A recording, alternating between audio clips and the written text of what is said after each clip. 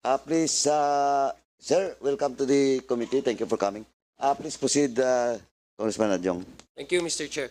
Mr. Chair, I'd like to ask questions relating to the purchase of parcel of land entered into between the LGU of San Simon and Ms. Jan J.B. Reyes Lim. Mr. Chair, do we have the municipal budget officer here? Yes. Do we also have the municipal accountant? And as well as the municipal treasurer? Thank you. Mr. Chair, I'd like to ask any of them. We have here a document, a letter, dated February 13, addressed to the Mayor, Honorable Abundio Ponsalan Jr., and this is relative to the purchase of the land that I mentioned.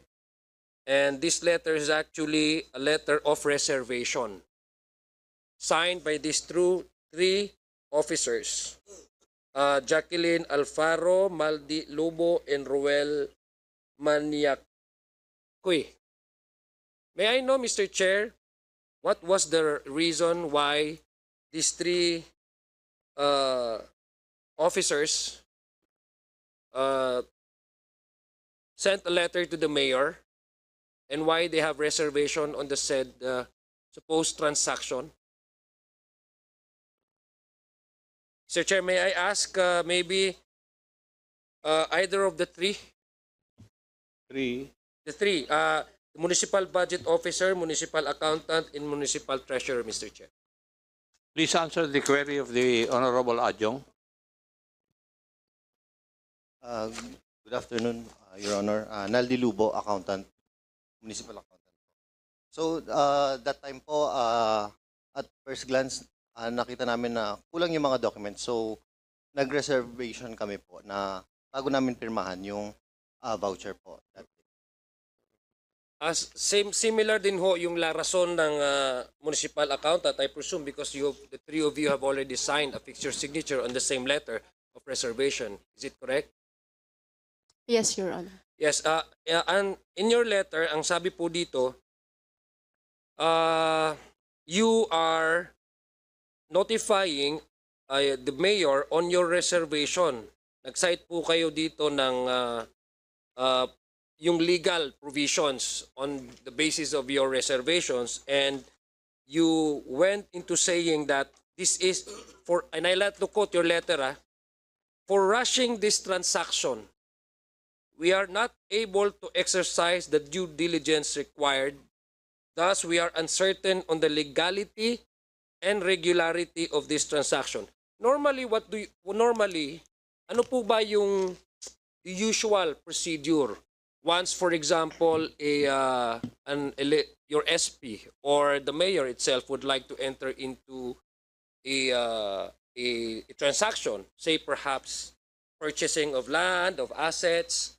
What is normally the days you were given before you can actually affix your signature? Kasi ang sabi po dito, this is a rush transaction. So I presume you did not have the time to assess. Yun po ang rason nyo. So what is normally the practice, Mr. Chair?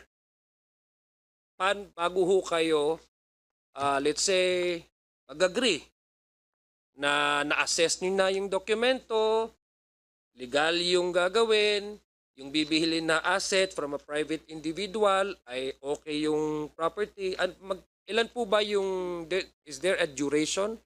Or what is the common practice you do? Kasi sinabi po for rushing, so I presume there's a point of reference in terms of the timetable or the duration by which these transactions are being made.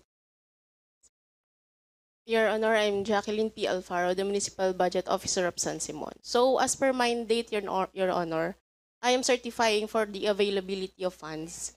So, meron naman pong supplemental budget for that, and naggamit naman po ng general fund from the approved budget. So, that I can only answer, Your Honor. So my question is, yes. My question is, ano po yung usual practice po? Kasi pag sinabi pong nirara sa Tagalog, minamadali. Hindi ho ba? Minamadali. Ano po ba yung common practice ninyo? Kasi ibig sabihin, pag sinabi niyo pong minamadali, ibig sabihin, you let go of all the necessary procedures and processes. You forgo of that. Yun ang pang ano no. So ano yung parang ganun yung pagkakaintindi ko po, di ba?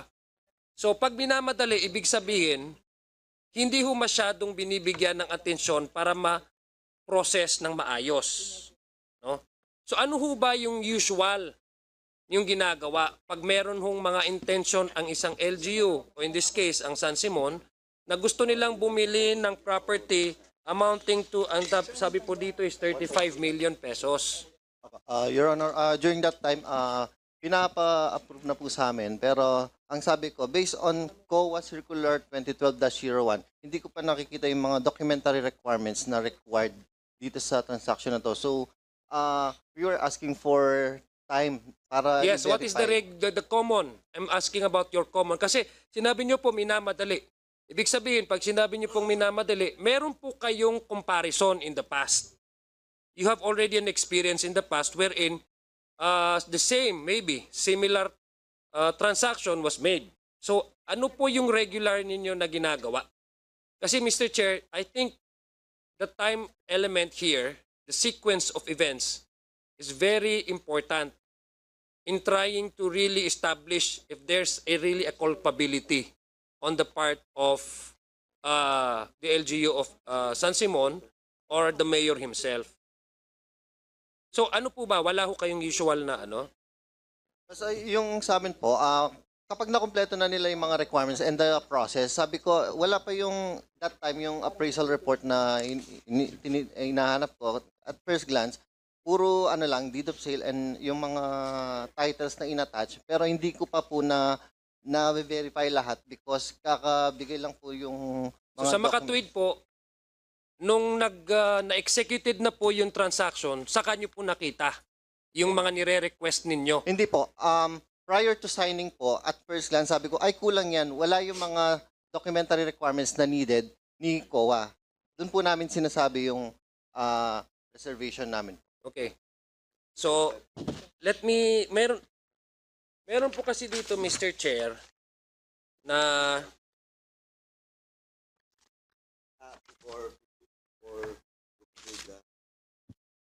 Congressman Adjong, I'll just ask the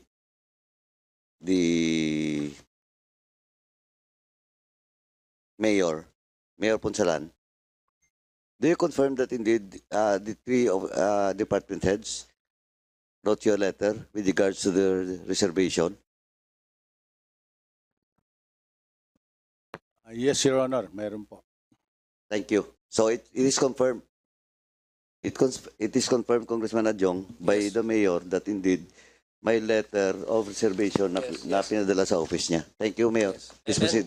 And let me put on record, Mr. Chair, that despite this reservation, the sheer lack of documents or the necessary documents that are being asked by these three officers, the mayor pursued the transaction.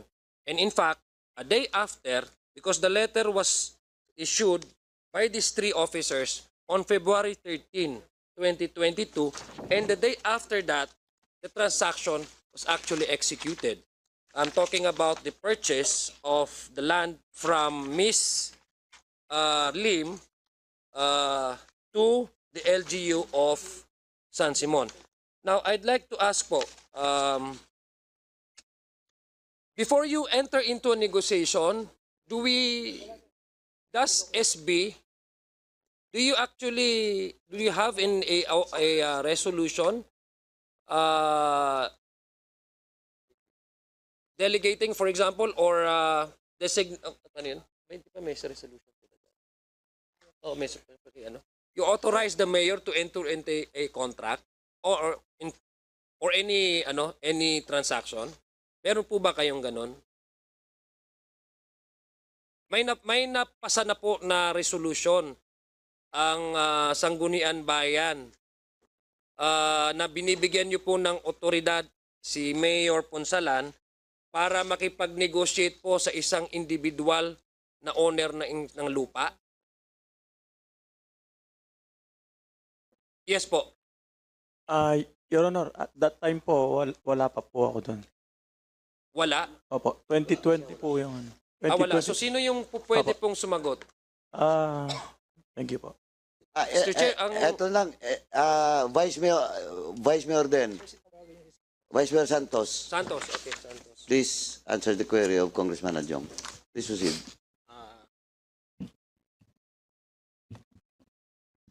Yung first resolution po, once na nag-enter into contract si Mayor, humingi po talaga ng authorization sa council. So, humingi naman po Is it? Authorization. to negotiate for the negotiate, purchase of land. So you have a resolution Yes po. resolution to authorize the mayor Authorizing to negotiate. to negotiate for the purchase of land. Have you submitted the document to the COMSEC? Kasi yung nasa possession lang po ng COMSEC is the resolution to authorize the mayor Enter into negotiation. to enter into authority to to purchase. Wala pong Vice, di ba ang process supposedly dapat ang first na reso is to authorize the mayor to negotiate. Yes, Then Your after Honor. that, authority to purchase. Ratification na. Yes. Then lalabas na of course ang authority to purchase, di ba? Tama? Yes po. Ang problema po, you're claiming na may authority to negotiate ang SP, pero dito, sa mga dokumento, wala.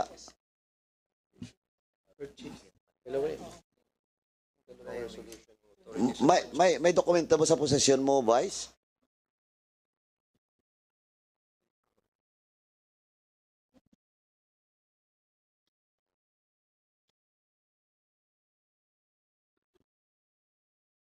Yes, Your Honor. February 4, we approved the resolution authorizing the mayor to purchase the following To lots. purchase. The title numbers. Yes. So, purchase.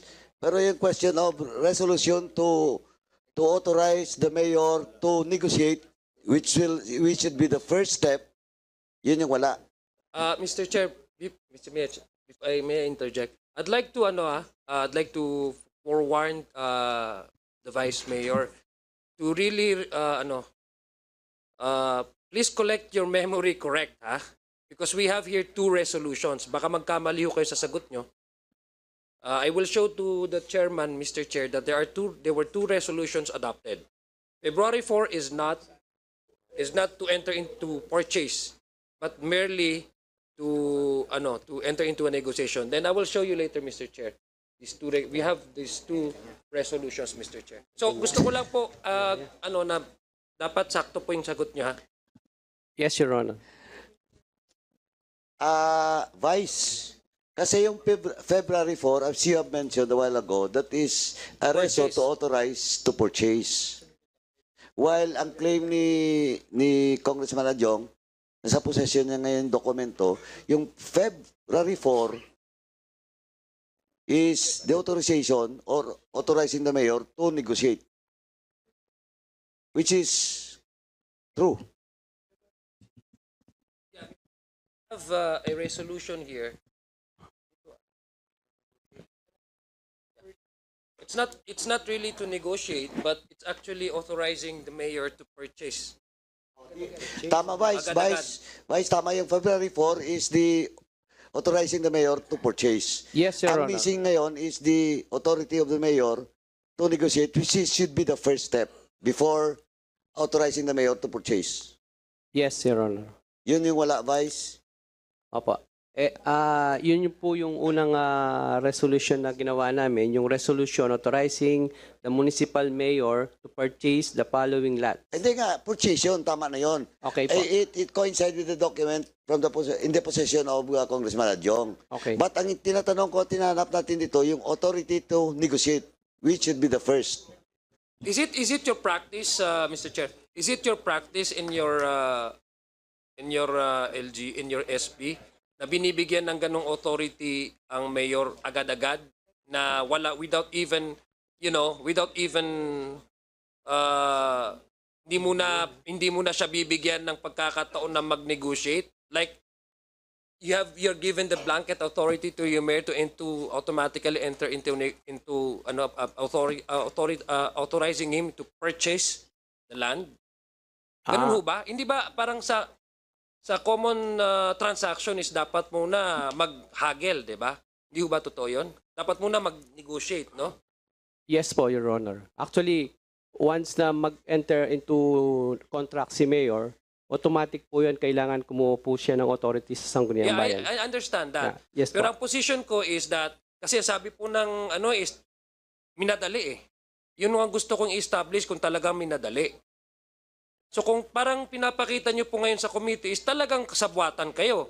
Kasi minamadali talaga despite the reservation ng ang reservation nila is February 13. A week after that, hindi muna kayo nag-usap sa SP na, sige, bigyan muna natin ng pagkakataon si Mayor makipag-usap dyan sa tapos i-negotiate niya kung paano pa tayo makababa ng presyo, baka kaya pa. Hindi ho ba dapat ganon?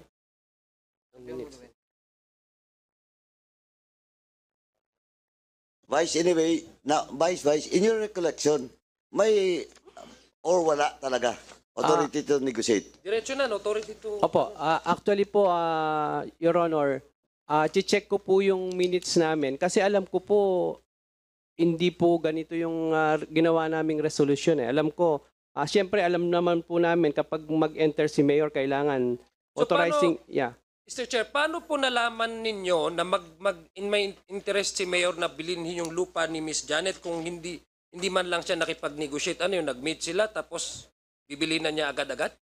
Kaya kailangan nyo rin magbigay ng authority to purchase the land?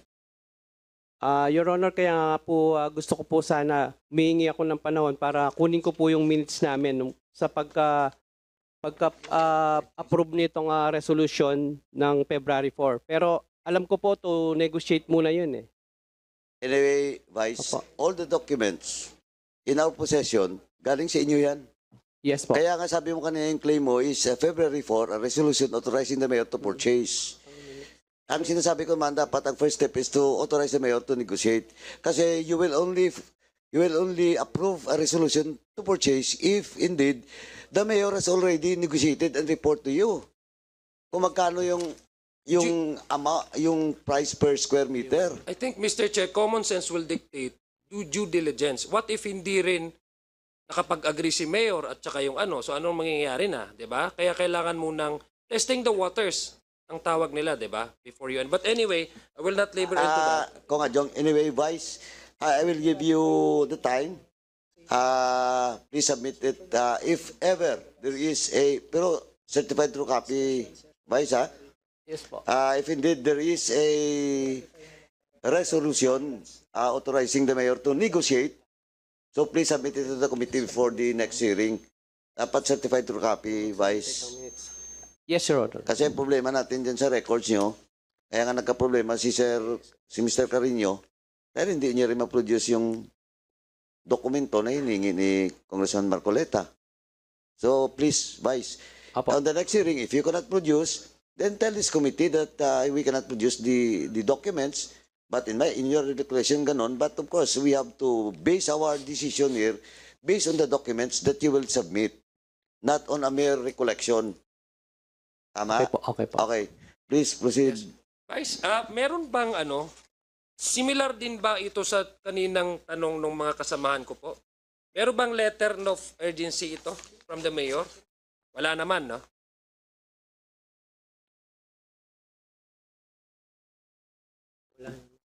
Meron ho ba? Wala po akong natatandaan na urgency doon. Okay, sige. Kasi ang pagkakalam ko, I don't know kung kasi hindi pa ako nakaserve sa LGU, pero ang alam ko, well, I was an assemblyman nung sa regional assembly, but ang pagkakalam ko, I don't know if this is also being practiced by the LGU. What we do is that we only call for a special session if there's an urgent matter requested by the local chief executives. Meron ho ba? Kasi dito, on 6 days after the actual purchase, you have called for a special session of SP to ratify the purchase. Ano po ba yung basis ninyo pag mag-call ng special session? Correct me if I'm wrong, pag-akalam ko lang po, it is certified urgent. Your Honor, kapag po pwedeng call ng special session yung majority of the members, all members of the Sanggunian, and also the municipal mayor. In this case, hindi po nag-request ng Yung Feb 20 po special session niya. Yeah, pero walang sinasabi mo, wala akong request from the mayor para to hold a special session. Meron po yung Feb 20. Hindi, ibig sabihin, nag-request ba ang mayor or kayo ang nagtawag ng Si mayor po, meron po siya nung Feb 20. Meron siyang Feb 2. So, Opo. okay, sige. And then in addition, Yeah. Pwede, Mr. Chair, may we ask Vice Chair to produce that letter coming from the mayor to hold the SP a special session?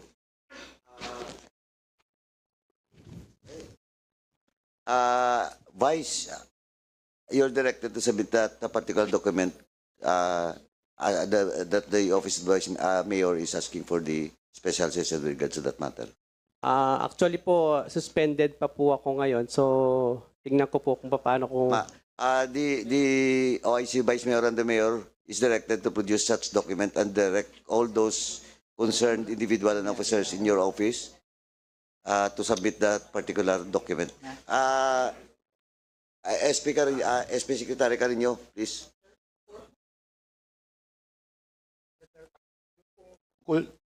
Yung pong tungkol dun sa request for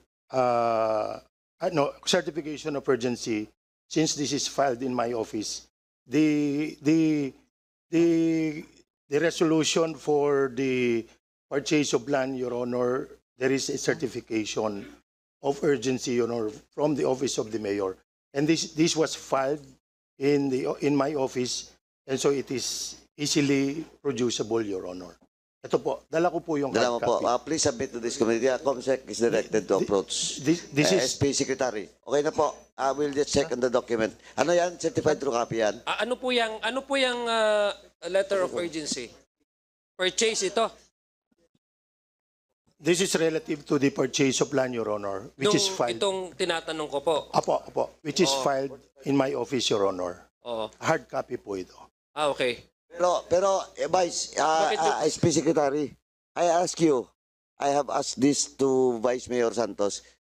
In your recollection, but of course I need the document. In your recollection, is there a resolution authorizing the mayor to negotiate? I am very sure, Your Honor, there is none. So there's none. Apo, the resolution given to the mayor, the first resolution relative to the purchase of land was an authority to purchase the land, Your Honor. So that was the first. Yes, Your Honor. And in your experience as a SP Secretary, is this happening? This is the common practice? Doon po sa, yan ay common practice. Kasi po ang sabi po ng mga konsyal, they agree among themselves that a certification of urgency means even it is not included in the So meaning to calendar say, of let this- me cut you there. So the letter of urgency was issued by the mayor prior to entering into a actual purchase of the land. that is a certification para po yung pong certification, sir, may I answer, Your Honor? Anyway, SP Secretary, I understand that is your interpretation, but what I'm saying is, siyempre, question of due diligence on your part as SP Secretary, you should have done it, di ba? Now, of course, yung SP is a collegial body and they have to decide, but still, though my certification for urgency coming from the office of the mayor, still, that will be not an excuse. Di ba? Na hindi sundin yung process na dapat may certificate to authorize talaga o resolution to authorize the mayor to negotiate. Now, the ILG nandito naman si Attorney Benitez.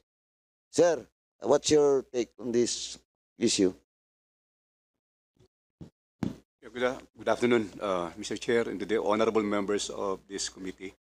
Now, when an authority to purchase is given, well, it is our humble submission that that authority to purchase already subsumes the authority to negotiate, because you cannot purchase if there is no component of negotiating. So probably the drawback in that resolution is that it was only limited to a negotiated component, and that somehow could develop or evince a problem, Mr. Chair. Because when you say negotiate, then by and large, now that will only cover the authority to negotiate. So it is not encompassing, Mr. Chair. Thank you, Asak Benitez. Thank you. May nakita po akong kanina, Mr. Chair, na nagre-raise po ng hand kanina. Baka gusto rin